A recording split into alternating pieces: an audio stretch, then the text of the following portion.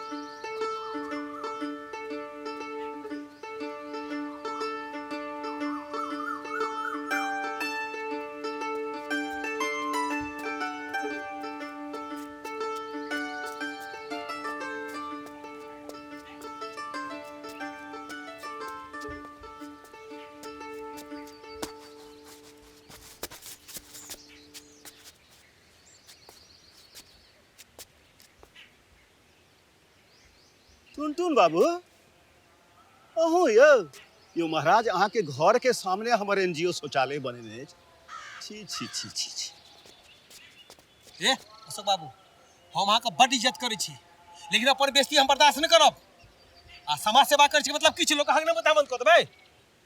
देखियो हम अहाँ के बेइज्जत नहीं कर रहल छी, हम अहाँ के ई बता रहल छी रोड जे छै ओ पेशाब पैखाना करे के जगह नहीं छी। अच्छा एतऽ हम ईटा होगै छी पूरा गामक लोग एतै होगै छै किया नहीं हकतै यो रोड का बाप के लगाल छियै सरकारी रोड छै। अब अहाँ के की कहू जब अहाँ के कोनो चीज के ख्याल बेइज्जती के ख्याले नहीं जहाँ सुधरैये ला नहीं चाहे छी की कहू हम सुधरऽ नहीं चाहे छी सुधरऽ पड़त अहाँ के आई बात बहुत दूर तक जात। ईट से ईट बजा देबै हम आय अहाँ के रुको बतबै छी हम अहाँ लोग के हकने मुझ पे प्रतिबंध लगबै बड़का अहाँ धारे जा बनै छियै।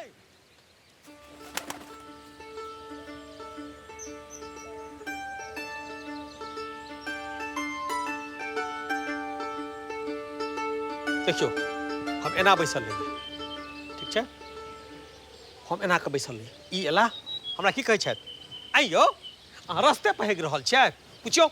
झूठ अहाँ झूठ बाजि रहल छी अहाँ तखन बैसल नहीं ठाढ़ छलहुँ। बस कहलखिन ना अहाँ कहलियै ना हमरा बाबा सी रहे छी हम बाहरे जाइ छी त हमरा पेट साफ होइया।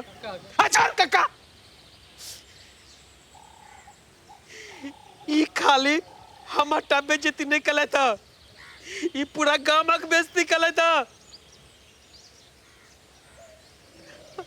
काका ई हमरा निर्लज कहला निर्लज मतलब बुझे छियै ना सब। हम अहाँ के निर्लज कहलहुँ ओ महाराज अहाँ तो बात के बतंगड़ बना रहल छी। यो महाराज हम जे किछु कहलहुँ अहाँ सबके लेल भलाई के लेल कहलहुँ ना कि खुला में शौच केला से बहुत तरह के बीमारी होइ छै। अयो अशोक बाबू एकटा बात कहू खुला में शौच केला से बीमारी हेतै तो दुनिया खाली भऽ जैतै। आब ने लोग घर में पैखाना बनेलकै या पहले तो लोग बाहरे जाइ छलैया कियो। अशोक बाबू अहाँ गामक सेवा कऽ रहल छी बहुत नीक बात छै मुदा अहाँ ककरो निजी स्वतंत्रता में बाधक नहीं बनियो। अहाँ के पिछला काज के ध्यान में रखैत अहाँ पर कोनो जुर्माना नहीं लगा रहल छी। अहाँ टुनटुन बाबू से माफी मांग लिया दोबारा एहन गलती नहीं हेबाक। हम कोनो गलती तो नहीं केने छी जे माफी मांग लिया मुदा जो हमर कोनो गप से हिनका दिल पर चोट पहुँचलनि हैं कोनो तरह के तकलीफ भेलनि हैं तब हाथ जोड़ के हिनका से माफी मांग ले छी। यो टुनटुन बाबू आओ गला मिल ली छी अपना से। गला मिलै छी मुंह ने कान बीच में तो कान बड़ा ला समासी बनल अयो बड़का बड़का देखलिए आ कोन खेत के मुरै छी चल आय चल।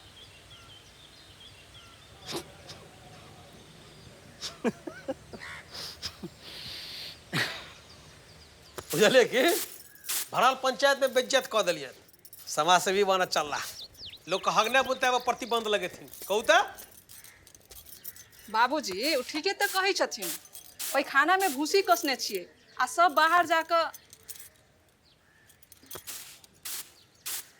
बाऊ कनिया आप तोर कंट्रोल में नहीं छथुन।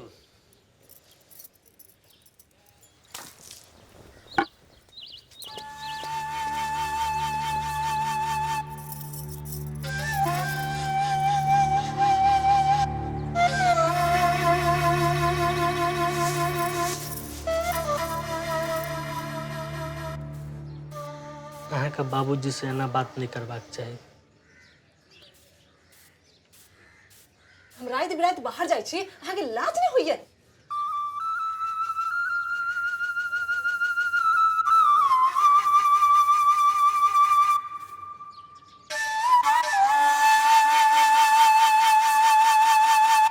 एखन अपना सबके बड़ काज करऽ पड़त। एकरा में खाली ग्रामीणे सबके दोष नहीं छै, अवेयरनेस के अभाव छै। अपना सबके वह काज अछि, अहाँ सब मोन छोट नहीं कर। एक न एक दिन ग्रामीण हमरा सबके सपोर्ट करबेटा करता। आप देखियो टुनटुन बाबू के कृपा से आई तो सभक घर में खुला में शौचक चर्चा भेले। ठीक है, बहुत लोग विरोधी है, लेकिन किछु लोग सपोर्ट तो केने हेता कि ना। देखियो समाज में एना बदलाव आवे छै। दिलीप बाबू चलो अपन काज में लग जाओ।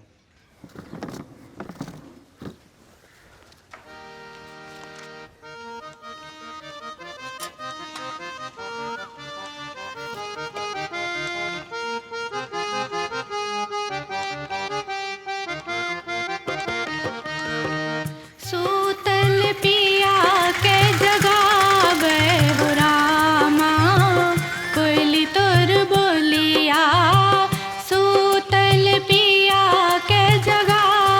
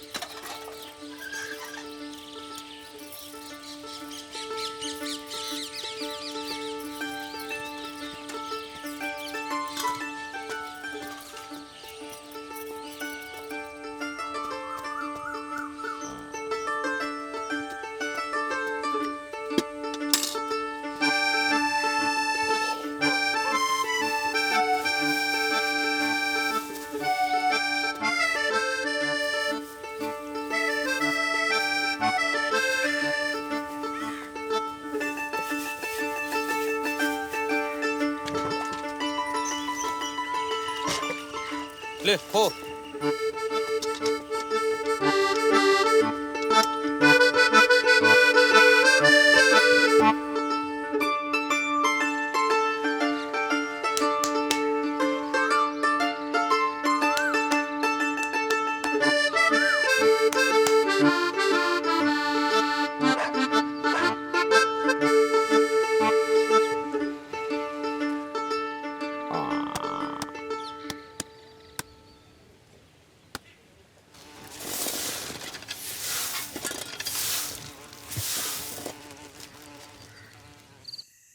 हमरा सबके साउस ससुर जे कहलक से केलहुँ। मुदा आइ काल्हिके कन्या भौरियाके तऽ बड़का जेठकाके लिहाजे नहि छै। सब सुविधा घरेमे चाही। बाप रे एहन भिखमंगा घरके छै तहन तऽ एहन एकरा छै। आइ बड़का घरके रहतै तऽ पता नहि की करतै। मोबाइल टीवी तार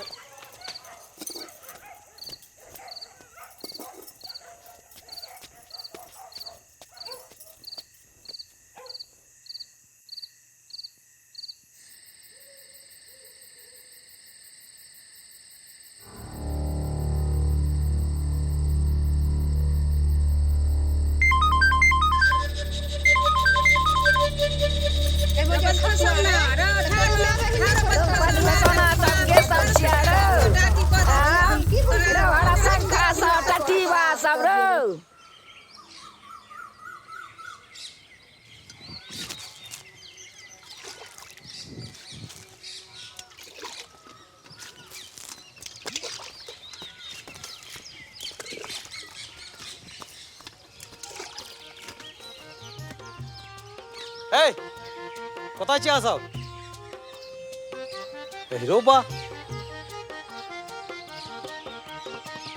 होइत परात कोयली खोत उजारब होइत परात कोयली खोत उजारब कटब चनन घन गछिया हो रामा चैत महीनवा कटब चनन घन गछिया अरे बाहर निकलो। खबरदार किछु बजलहुँ तऽ अहाँ सब हमरा सबके इज्जतके कोनो परवाह अछि कि नहि?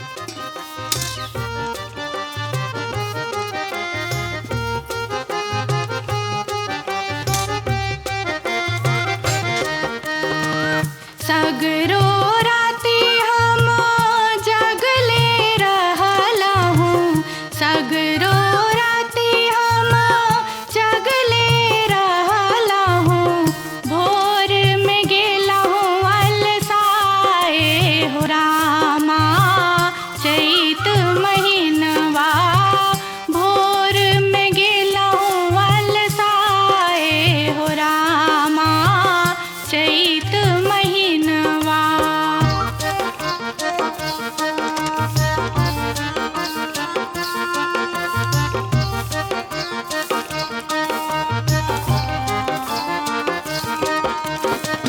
ई हम जनिता हूँ पिया चल जैता ई जे हम जनिता हूँ पिया चल जैता कटिता हूँ रे शाम के डोरिया हो रामा चैत